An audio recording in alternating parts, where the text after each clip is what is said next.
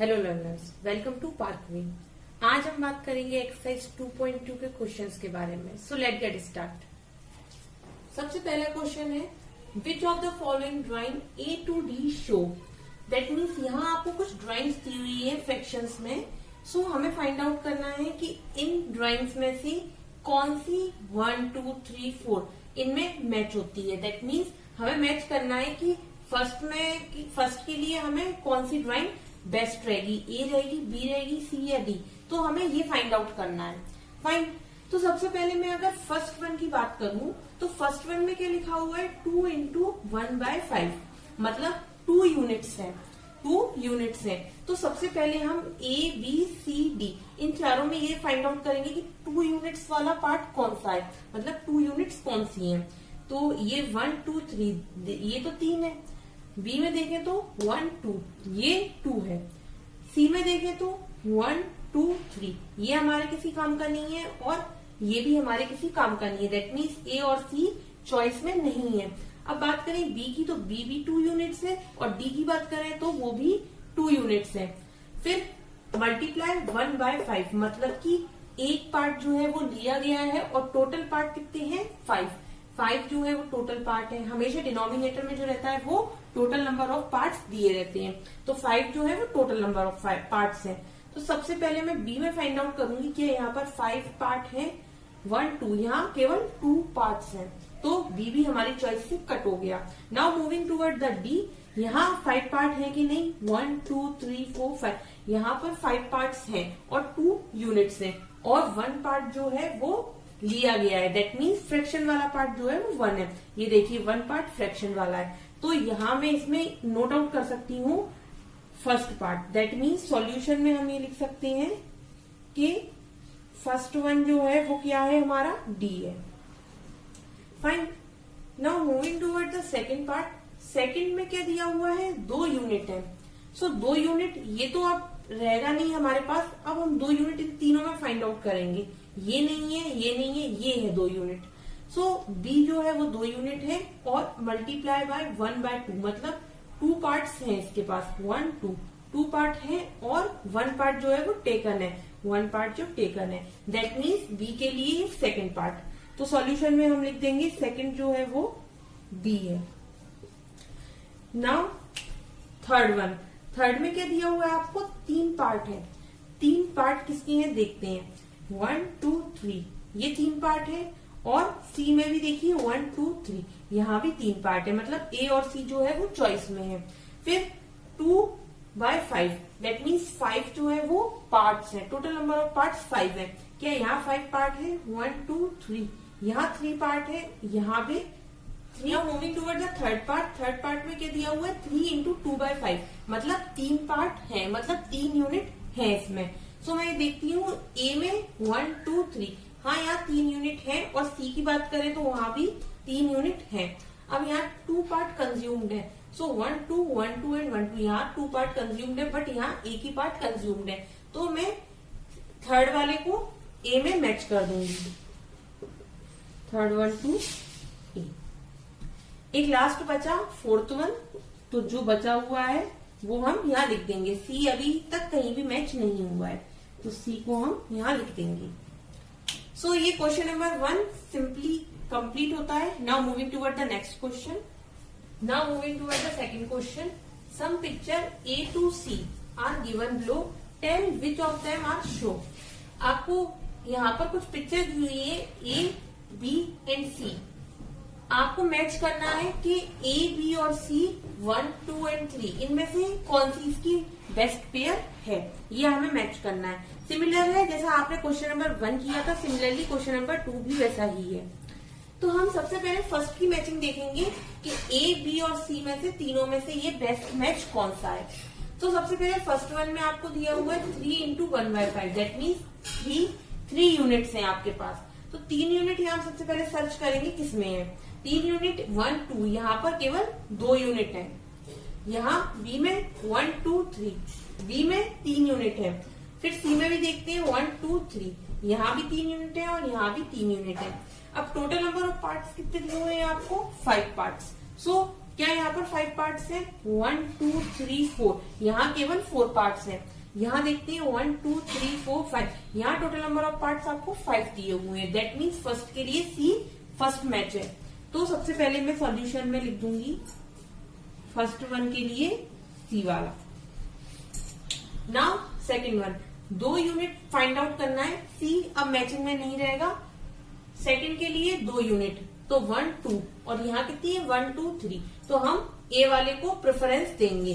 सो ए में क्या है? 2 यूनिट्स है और उसके बाद भी है 3 पार्ट्स हैं। 3 पार्ट 1 2 3, यहाँ 3 पार्ट भी है और शेडेड पोर्शन जो है वो 1 है, तो एक शेडेड पोर्शन है। तो मैं सॉल्यूशन में यहाँ लिख दूंगी सेकंड वन। प्रेफरेंस किसको देना है यहाँ सेकंड वन में? ए को।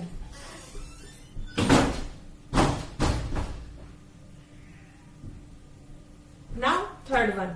थर्ड वन में क्या हो रहा है? एक ही ऑप्शन बचा है आपके पास, बी, तो हम थर्ड वन में लिख देंगे B. Now moving toward the next question, reduce to lowest form. हमें क्या करना है इस क्वेश्चन में?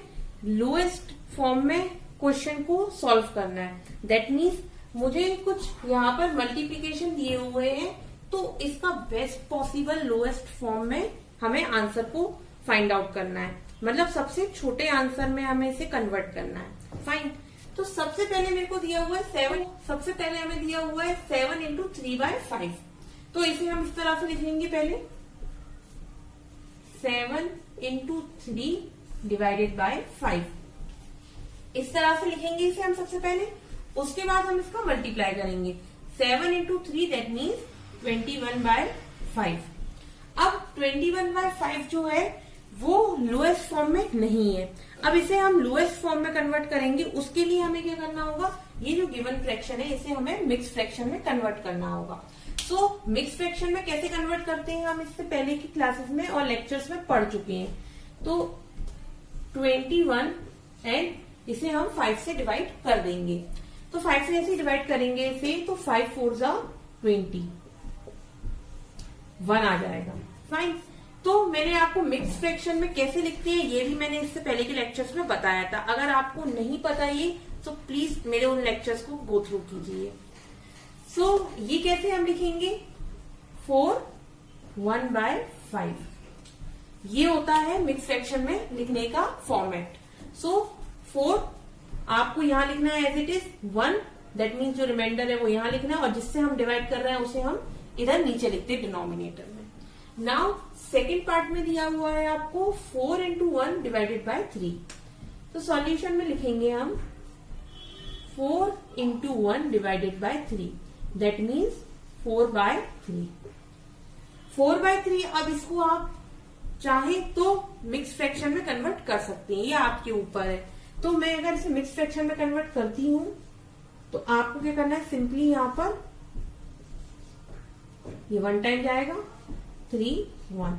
सो इसे आप इस तरह से लिख सकते हैं, इस तरह से लिख सकते हैं। ये हो गया इसका solution. Now the next one, third part. Third part में आपको क्या दिया हुआ है? 2 इंटू 6 डिवाइडेड बाय 7, मतलब 6 into 2 12, 12/7।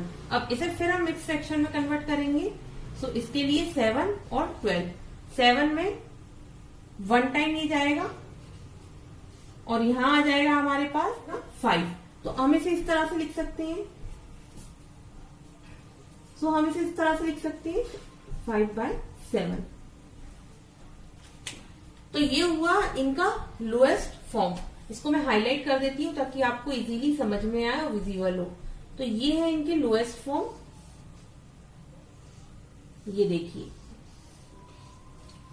Now moving toward the fourth one. Fourth one के बारे में अगर मैं बात करूं तो उसमें भी सेम यही क्राइटेरिया आपको फॉलो करना है। यहां क्या दिया हुआ है आपको? 5 into 2 divided by 9। So 5 into 2 that means 10/9। अब हम फिर से वही करेंगे, मिक्स फ्रैक्शन में कन्वर्ट। तो 9 एंड 10, 1 टाइम्स जाएगा, 9 एंड 1। तो यहां हम इसे मिक्स फ्रैक्शन में इस तरह से लिख सकते हैं 1/9। ये है इसका सोल्यूशन। और मैं अब फिफ्थ पार्ट की बात करूं तो यहां आप इसको 2 into 4 divided by 3, that means 4 two जा 8 एंड डिवाइडेड बाय 3। इसे अगर हम देखें मिक्स फ्रैक्शन में कन्वर्ट करके तो 3 और 8, तो 3 की टेबल में 6,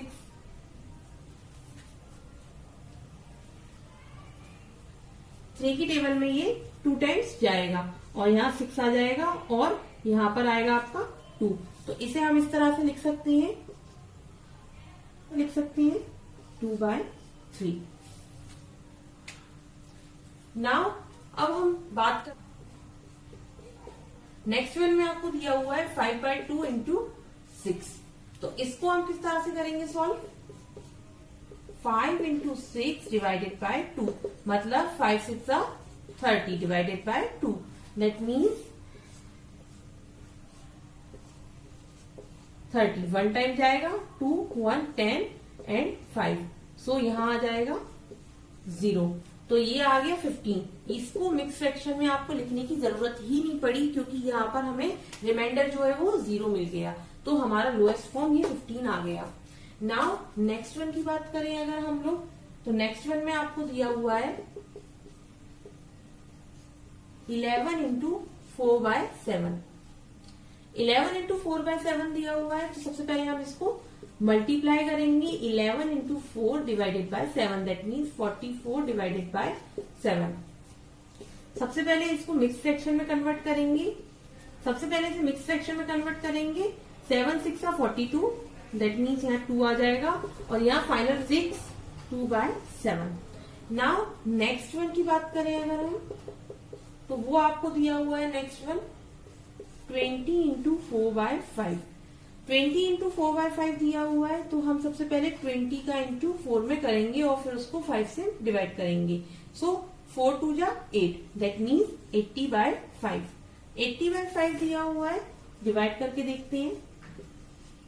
इसको हम 1 टाइम देंगे और ये हमारा आ जाएगा यहाँ पर 3 एंड 0, सो ये 5 6 30, दैट मीन्स यहाँ मुझे जो है मिक्स फ्रैक्शन में लिखने की जरूरत ही नहीं पड़ी क्योंकि यहाँ पर मेरे को 0 जो है रिमाइंडर में मिल गया, तो 16 यहाँ में डायरेक्टली लिख सकती हूँ।